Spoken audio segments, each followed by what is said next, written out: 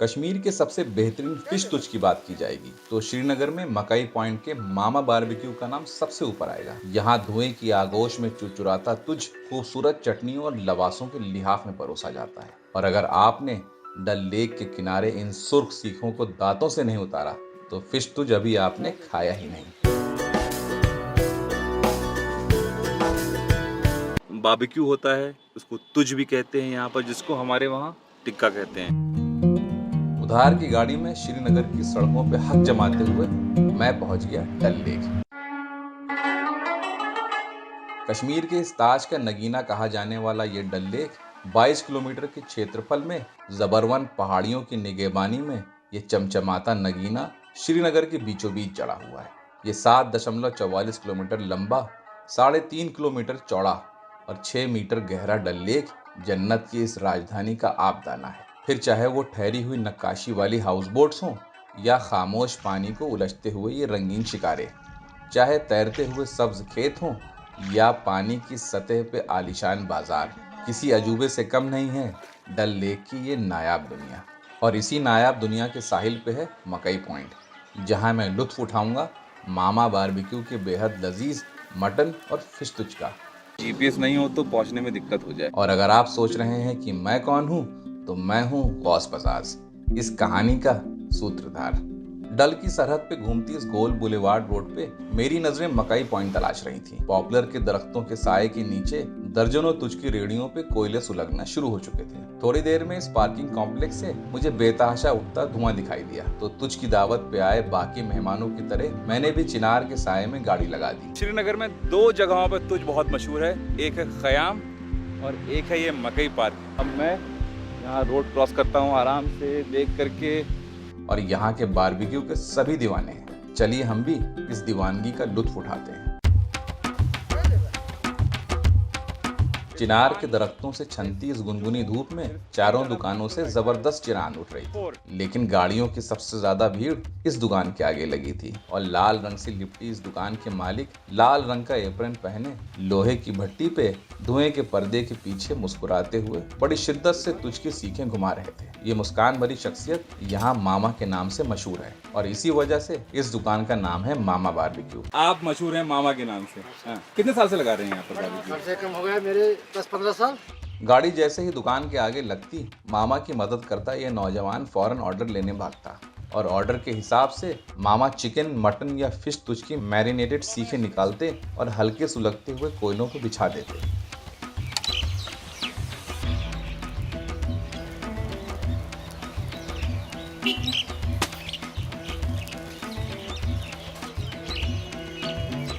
जब बिछी हुई इन सीखों में थोड़ी गर्मी का एहसास पैदा हो गया तो भट्टी के ऊपर लगे इस पंखे को चला दिया।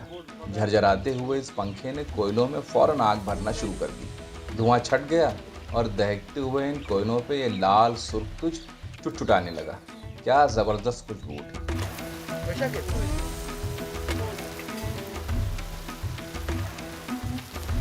तुझ पे रंगत आते ही मामा ने हल्के हाथों से डंडी से लिपटे इस कपड़े के सहारे इन तुझों पर एक चमचमाती हुई परत चढ़ा दी। तेल का एहसास मिलते ही तुझ से खुशबूदार धुआं उठा और ऊपर की परत चुरचुराते हुए पकने लगी। मामा ने थोड़ी देर में सीखें उलटने पलटने के बाद पंखा बंद करके ऊपर की परत को कुछ देर और सोंधा और खस्ता होने दिया। उतनी देर में लड़का तुझ परोसने की तैयारी करने लगा। ये जो मैरिनेशन करते हैं, मसाले लगाते हैं, ये सब घर पे लगा कर लाते हैं। और कितने घंटे का मैरिनेशन रहता है ये? पूरा तैयार करता है सुबह 24 घंटे। 24 घंटे की मैरिनेशन होगी तो ऑब्वियसली मीट बिल्कुल जूसी हो ही जाएगा। और इस तैयारी में सबसे अहम किरदार है तुझ के साथ परोसे जाने वाली इन 3 चटनियों का, जो 3 अलग अलग डोलचियों में लाइन से रखी थी। 3 में एक ये चटनी किस चीज़ की है? मैंने पहली डोलची में झांका तो उसमें दही में कश्मीरी मिर्च की वजह से ये जर्द रंग की चटनी दिखी, जिसमें कुतरी हुई बारीक मूली, गाजर और धनिया घुटी हुई थी।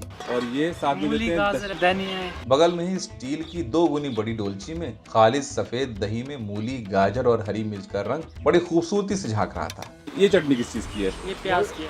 और तीसरे स्टील के इस मोटे से डब्बे में महीन कुतरी हुई प्याज, गाजर, हरी धनिया, नमक और कश्मीरी मिर्च में सौंधी हुई ये सुर्ख चटनी अपने ही रस में जज्ब होते हुए जायकेदार होती जा रही थी। तुझ के भट्टी से उतरने से पहले इस नौजवान ने फॉइल के दोने में तीनों चटनियां बड़े ही सलीके से लगा के एक के बगल में एक सजा दी। फिर स्टील की टंकी से बराबर आधे कटे हुए रोटी नुमा लवासों को एक स्टील के प्लेट में बड़े सलीके से बिछाया और चटनी के दोने उसके ऊपर टिका दिए और चुरचुराते हुए तुझ उतार के सीख समेत दूसरी प्लेट में रखे। और ये तैयार प्लेटें लगातार कुछ गाड़ियों में पहुंचाता तो कुछ दुकान पे ही बैठे ग्राहकों को परोसता। इन परिंदों की तरह लगातार ग्राहक खुदकते हुए आते और पेट भर के फौरन फुर हो जाते।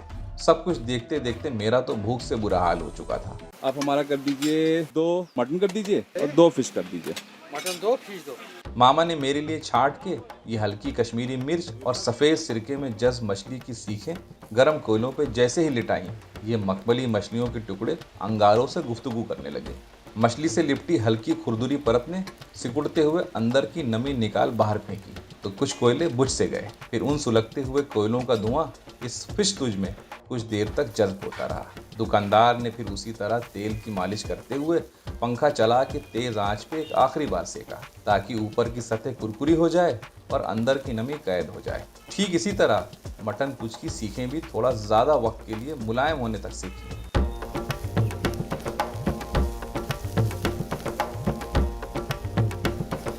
तैयार होते ही लड़के ने फॉइल के दोने में पहले मिर्च और दही की चटनी डाली, फिर बगल में कुछ चम्मच सफेद मूली की चटनी डाली और आखिर में सुर्ख लाल रस में डूबे इन प्याज के छर्रों की चटनी डाल के लवासों के आधे आधे गोल टुकड़ों पे रख दिया।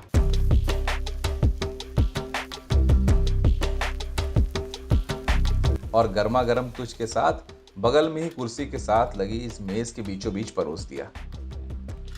गर्मा गर्म सीख उठा के सीधे मैंने मछली के इस टुकड़े को सिर्फ दांतों से इशारा किया तो फिश तुझ जबान पे ही पिघल गया। वाह वाह वाह, क्या जबरदस्त मखमली जायका है। कौन सी फिश है ये वाली? मली कहते हैं यहाँ पर। बहुत बहुत जबरदस्त बनी हुई है। ये फिश तुझ इतना जबरदस्त है कि रुका ही नहीं जा रहा है। अब इसको लवासे और चटनियों के साथ चखता हूँ।